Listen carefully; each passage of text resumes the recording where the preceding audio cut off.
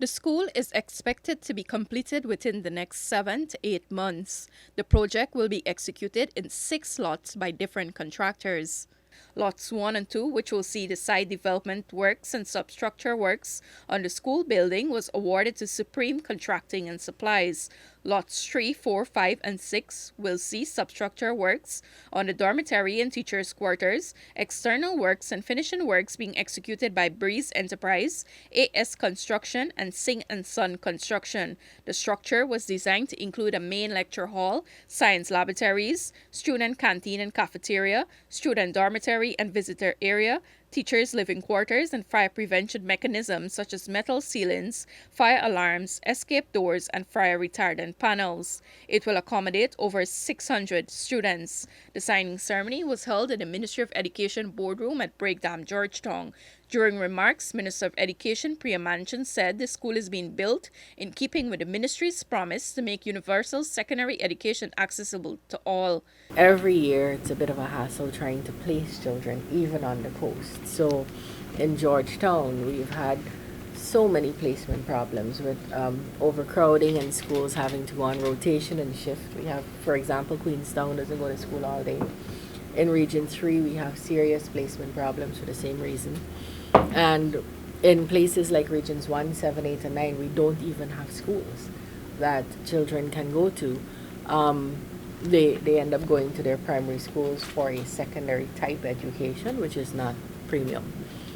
And so we embarked on a very aggressive program to give access to all children all across Guyana secondary education. Pointing out children in the Kwebana area are currently attending a primary school and there are no trained secondary teachers, Manachan warned the contractors that they're likely to face penalties if they fail to get the project done in keeping with the 8-month deadline.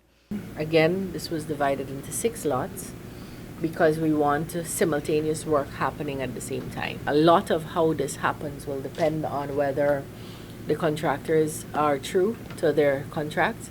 I want you to know we love you dearly. You have won these contracts and we have no hesitation in signing them with you. This was a public process, this bidding process, and you said you can do this work at this cost in this time.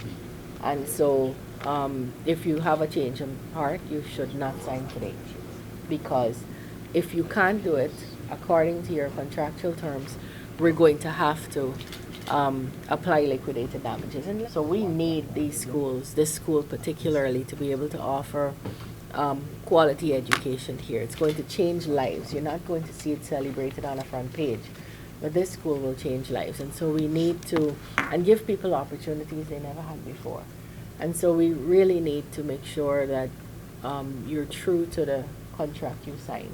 Meanwhile, the ministry's permanent secretary, Alfred King, said the Kwebana Secondary School will be one of the most advanced complex within the education sector. This is a huge undertaking, and the minister would have said it earlier. We cannot afford slippages by the contractors.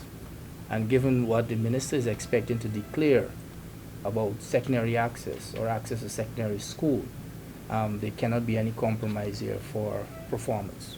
Over the past weeks, billions of dollars of contracts were signed by the ministry for the construction of several other secondary schools across the country. Upon completion, these structures are expected to address the issue of overcrowding faced in many schools. A number of new schools were also recently commissioned, including the Good Hope Secondary School and the Abram Zool Secondary School. Reporting for the newsroom, Sharda Bacchus.